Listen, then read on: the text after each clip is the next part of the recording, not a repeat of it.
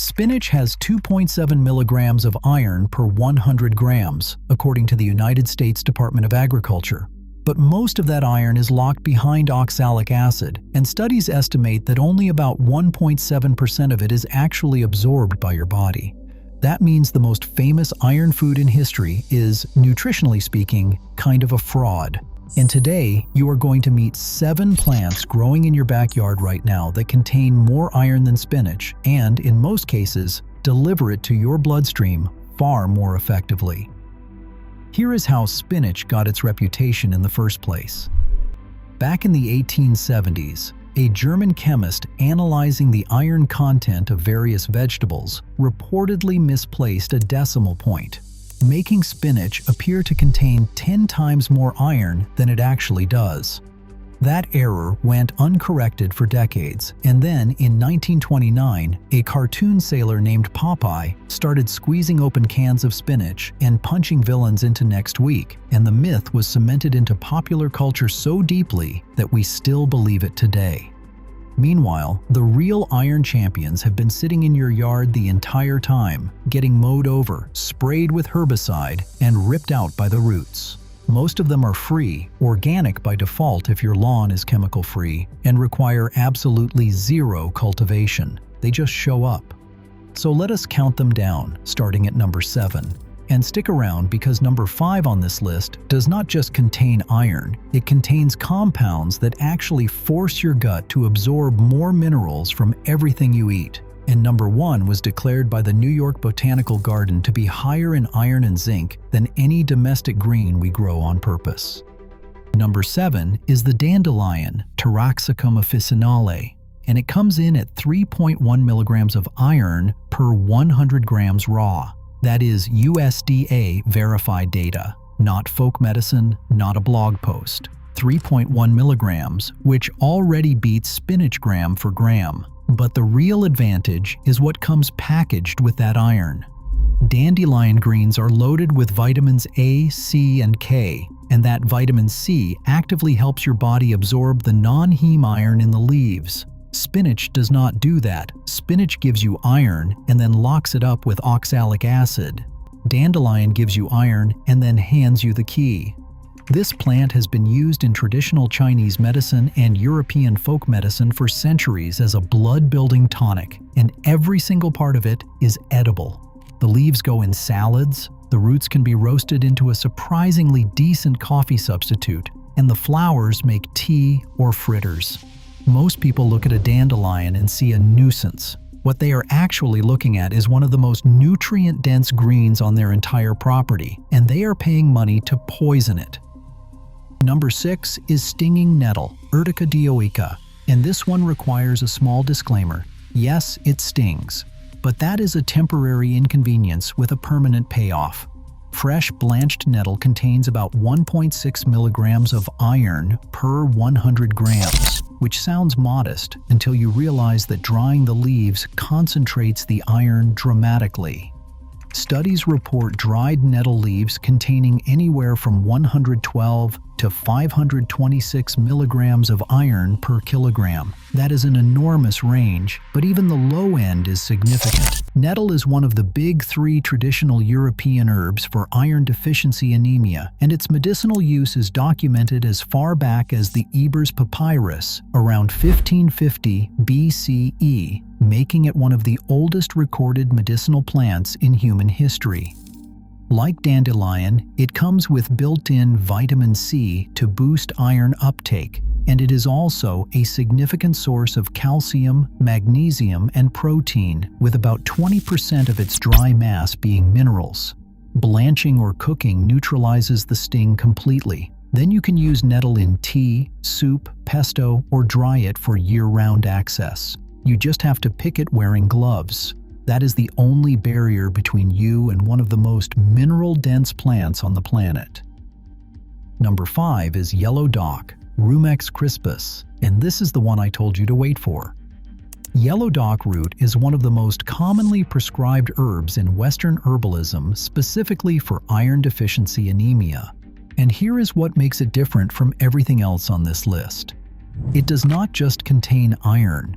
It contains compounds called anthraquinones that stimulate bile production and improve mineral absorption in the gut, which means yellow dock helps your body absorb iron from everything else you eat at the same meal. That is not a small distinction. That is a completely different mechanism than any other plant we are talking about today. Comprehensive phytochemical reviews have identified over 224 bioactive compounds in yellow dock, including quercetin and kaempferol, which are powerful antioxidant flavonoids. Young leaves are edible when cooked to reduce oxalates, and the root is typically prepared as tea, tincture, or syrup. This plant grows in lawns, fields, and waste ground across temperate regions worldwide, and most people mow right over it without a second glance. If you have ever struggled with low iron levels, yellow dock is worth learning to identify. Number 4 is lamb's quarters, Chenopodium album, and if you grow a vegetable garden, you have almost certainly pulled this plant out of the ground and thrown it away. It is a relative of quinoa, and scientific reviews confirm that its overall mineral content, including iron, is comparably higher than beet greens, mustard greens, and yes, spinach. It is also extremely rich in beta-carotene, calcium at 309 milligrams per 100 grams, and potassium at 452 milligrams per 100 grams. But here is the detail that might frustrate you the most. It tastes mild and slightly nutty, which is why it earned the nickname wild spinach, and it can be used as a direct substitute for spinach in any recipe with zero adjustment. You do not need to acquire a taste for it. You do not need to mask it with seasoning. It tastes like spinach but delivers more nutrition. It grows prolifically in gardens, roadsides, and disturbed soil across North America and Europe. And most gardeners rip it out reflexively because they were taught that anything they did not plant must be a problem. Number 3 is wild amaranth, also called pigweed, and this one represents a family of plants in the genus Amaranthus. Cultivated amaranth leaves contain about 2.3 milligrams of iron per 100 grams raw, according to the USDA. But wild species like Amaranthus viridis and Amaranthus retroflexus contain significantly more. Studies document iron in wild amaranth leaves at 8.9 to 15 milligrams per 100 grams on a dry weight basis, which is several times higher than spinach by any measure. Wild amaranth is also high in calcium, magnesium, zinc, and protein for a leafy green. This plant is not some obscure discovery. Amaranth was cultivated as a staple food for thousands of years by Aztec and indigenous cultures across the Americas. Our ancestors recognized its value long before modern nutrition science caught up. It is one of the most common garden weeds worldwide, and young leaves are tender and excellent sautéed in soups or as a simple cooked green. You have probably been weeding it out of your garden beds for years.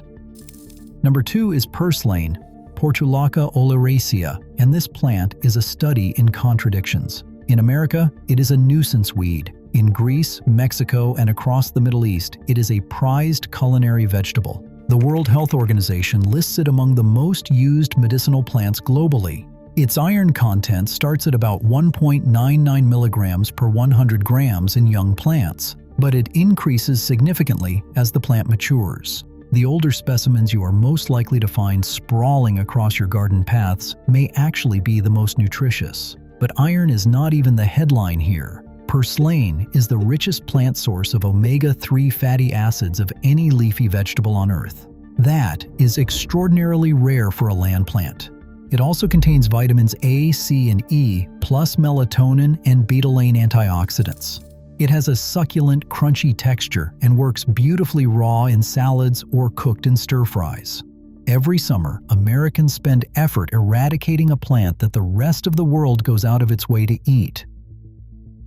Number 1.